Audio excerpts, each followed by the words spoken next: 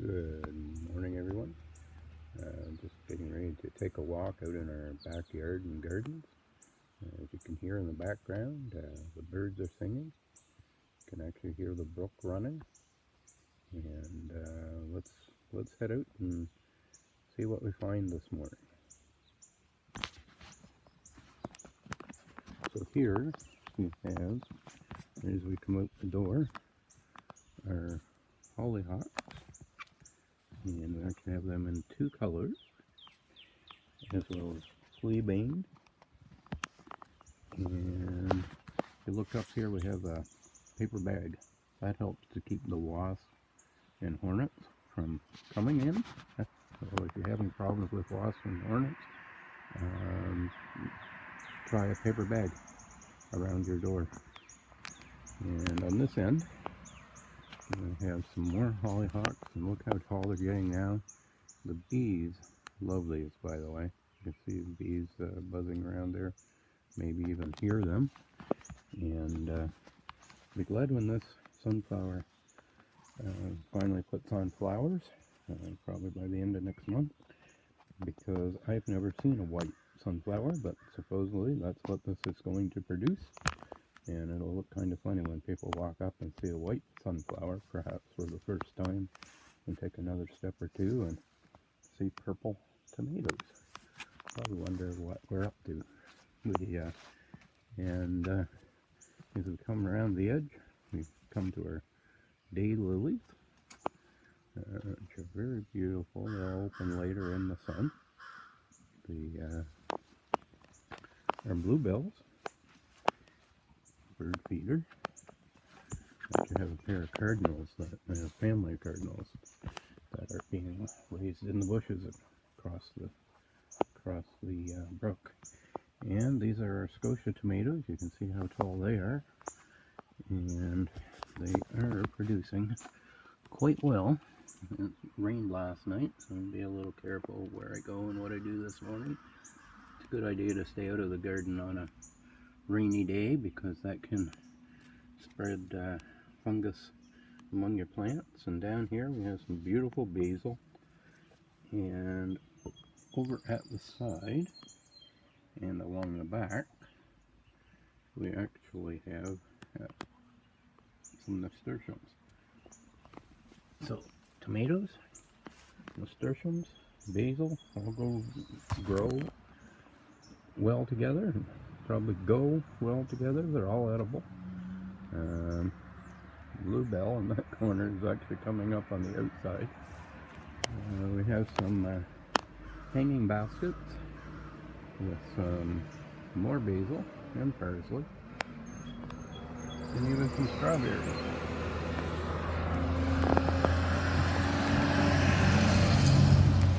Big truck going by. Over here in this corner, you can see the thistles are coming. And as we turn in this direction, we are met with gooseberries. And after this video, I'm going to be picking gooseberries. And I'm really hoping that our friend who is also our landlord here, has been in and picked some this weekend. He was coming by today, and my suggestion was that we get them last week. And he needs 5 quarts for his preserves, and I'm hoping that he come and got them, because to me it looks like there's probably about half left here as to what there was. So really hoping that he's been here already, but I think maybe between the birds and the rain, it has emptied the bushes quite considerably. Now, if you've never picked, in fact I just drove one in my leg. If you have never picked gooseberries, or even if you have, you want to be cautious when you're picking them, because they have some incredible thorns. In behind the gooseberries here, we do have some blackberries as well as raspberries. and there's also some at the back of the property. And come around here, say good morning to the owl, and another large sunflower, and in behind that are Kennebec potatoes. They've already been in blossom. You may notice in some places that there are some blue blossoms, and what that actually is, we can zoom out a little, those are actually bush beans. I believe yellow on this end and green on the other end of the garden. Interplanted with the potatoes are supposed to help take nitrogen from the air, put it into the soil, and also help keep away the potato bugs. Now, so far, so good. We've had no potato bugs to my knowledge. We did have a little problem with flea beetles, but we actually used some Melaleuca tub and tile cleaner, which is a tea tree and citrus, and sprayed that, and that seemed to take care of most, if not all, of the flea beetles.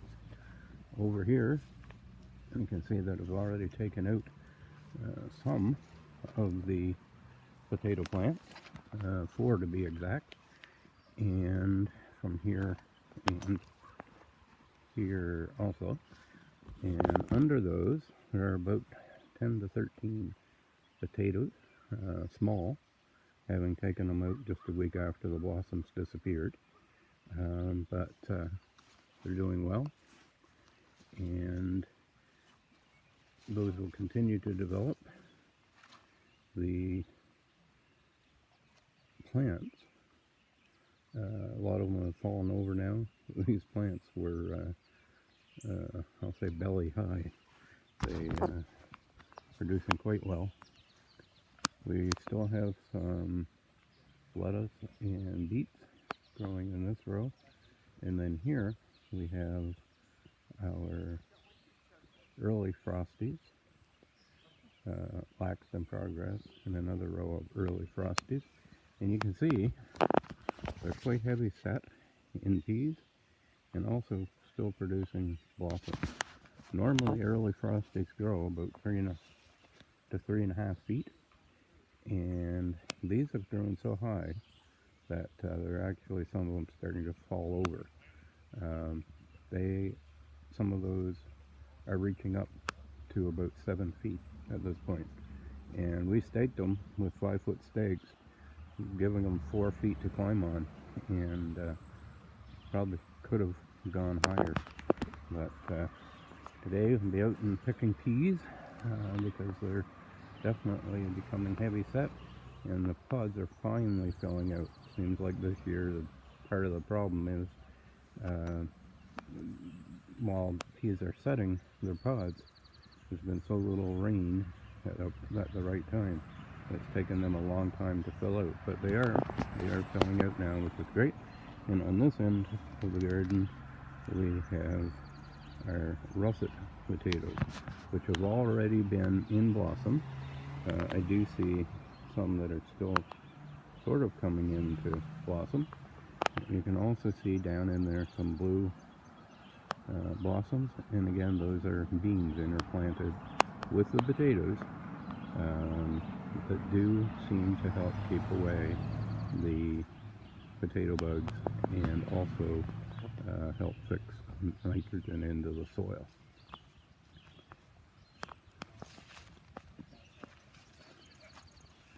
In fact, you can see down this row the beans more clearly. Kind of planted these ones offset to the potatoes for that purpose, so that we could see when they were ready, and also so that it could become obvious that we have beans and potatoes, so that when we do these videos you can see them working together. We have rambling rose here, and it has actually grown into the top of these spruce trees, and it was covering this bush, as well as this old-fashioned tea rose. And once the rambling rose blossomed, they've gone out of blossom now, but once they blossomed, we were able to cut them out more easily, knowing which rose was which. And a month ago we had a drought, so we went and got the 1,000-liter water container, and that helped to water the garden. Now, since then, it's kind of ironic because you go and invest some money in equipment, and quite often you need it at the time, and then the weather changes, and now it's almost every night or every other night that we tend to get rain. We've been getting rain, but you know what, that's appreciated. Nothing like rainwater for the garden. Behind that we have a compost pile, and kind of an invasive garden, if you want to call it that, located here between the lawn and the brook. And in here we have irises, violets, evening primrose. We also have some lemon balm, some catnip in the back, some more irises. And one of the things I should show you are, these aren't perhaps considered invasive, but they do reseed, so we put them over here to help control the spread. These are tomatillos. Tomatillos, sometimes called ground cherries, but I believe ground cherries are different again. The tomatillos are great in making salsa, and once they get large and become ripe, their outer husk will start to open and peel, and it will reveal a small little red tomatillo, which resembles a cross between a cherry and a tomato, shall we say. And as you can see, they're doing very well. And a little bit careful back here, because this is about where we start to lose signal sometimes. But I'll show you the back garden. And we have some beans in there for baking, and some cabbage and kale and a few beets stuck in. And here we have a cucumber at the end, brandywine tomatoes, which are coming in blossom, zucchini, which are nicely in blossom, and squash. And these were slow to get going, but now that they're going, I think we'll have some fruit from each of these. Another brandywine tomato, doing very well. This squash plant gets more sunlight, especially morning sunlight, and you can see the difference between this one and that one. So the morning sunlight becomes very important in the growing of the garden. You also see that we have some bird flashes here, and we're hoping that not only will they deter the birds, but they might help keep the deer under control and away from the plant. And you can see they also get caught up around the post that we have. And the other thing you'll notice there is that plastic bottle. A great way to use plastic bottles. Put some scent, deer repellent scent, garlic, mint on the cloth. Use the bottle to keep it covered, and that way the scent lasts longer. And this is a zucchini plant, and you can see down in there that we definitely have some zucchinis. In fact, I'm gonna harvest this one, and bear with me here for a minute. That was a little twist, and there's our first zucchini of the season.